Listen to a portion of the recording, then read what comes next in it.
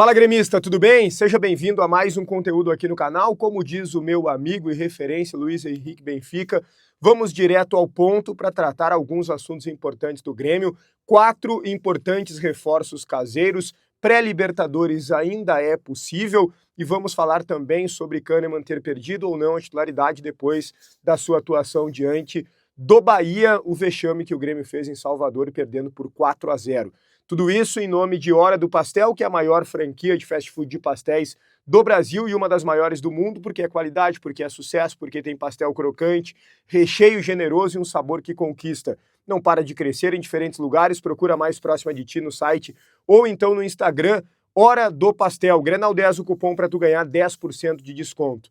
Vamos lá, eu quero abordar com vocês primeiro a atuação do Kahneman. E aqui, gente, a gente não precisa... para dizer que o Kahneman é ídolo, não criticá-lo.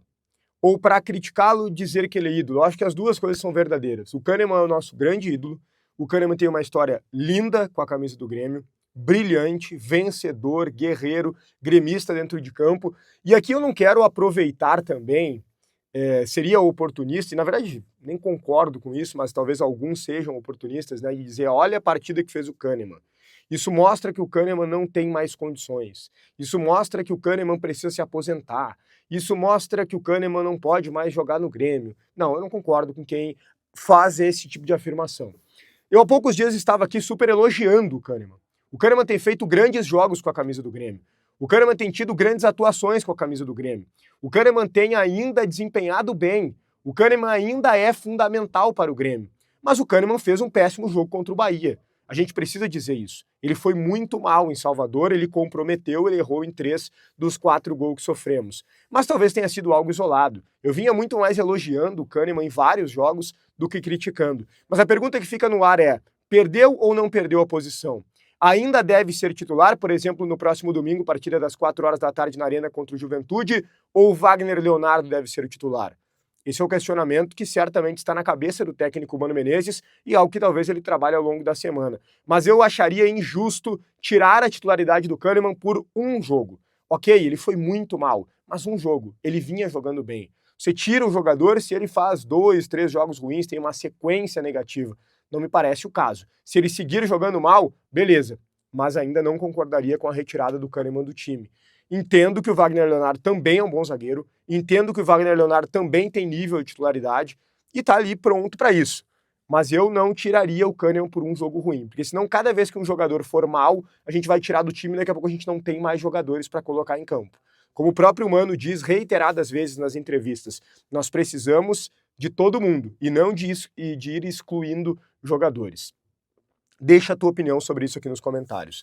A pré-Libertadores ainda é possível? O Grêmio precisa chegar na pré-Libertadores, né? Mas eu fico pensando da mesma forma o seguinte, a pré-Libertadores ela é fundamental pelos valores, pelo engajamento com a torcida, arena lotada, etc. Daqui a pouco monta um time para ganhar a Libertadores, mas esse é o ponto. Vamos montar um time para ganhar a Libertadores ou vamos apenas participar da Libertadores? Até que fase teremos condições de ir na Libertadores? Se for para fazer uma campanha vexatória, participar por participar, não sei se deveríamos participar. É claro que essa é uma resposta que não tem como ser respondida nesse momento. Nós não sabemos nem mesmo quem será o próximo presidente do Grêmio, temos uma eleição aí se avizinhando. Mas eu entendo que o Grêmio precisa voltar a ganhar. Se o Grêmio for conseguir colocar um foco muito grande, uma qualidade suficiente para ser campeão da Sul-Americana e não for conseguir fazer o mesmo com a Libertadores, talvez eu prefira disputar a Sul-Americana. Tudo depende do que o Grêmio vai montar para o ano que vem.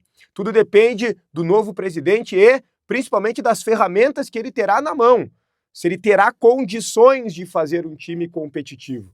Eu acho que o torcedor ele precisa ser avisado disso. Acho que é preciso clareza, honestidade por parte do clube também nesse sentido. Matematicamente, ainda dá para chegar na pré-Libertadores, mas o Grêmio precisa conseguir uma sequência de bons resultados, né? Não adianta ganhar uma, perder outra, ganhar uma, perde outra. Tem que ter uma sequência positiva. E está muito claro que o Grêmio é praticamente dependente do Arthur. O Arthur joga muito, o Arthur tem muita qualidade, o Arthur é acima de todos, joga numa posição importante e o time do Grêmio é um com o Arthur e o outro sem o Arthur. É um Arthur dependência. E faz parte. pela qualidade dele, pela falta de qualidade dos outros, embora o Grêmio tenha se reforçado bem, tenha melhorado consideravelmente seu nível, mas ainda assim o Arthur é o dono do time. E para fechar, nós teremos 4 reforços importantes, caseiros, né, evidentemente, para o jogo contra o Juventude do domingo. Um deles, o Arthur, pelo menos é isso que as pessoas do Grêmio garantem nos bastidores, que ele não tem lesão, que ele apenas sentiu a perna pesada, para não ter uma lesão, ficou fora do jogo contra o Bahia, mas que com a semana toda cheia para se recuperar, ele volta contra o Juventude e acabei de falar do quanto isso é importante.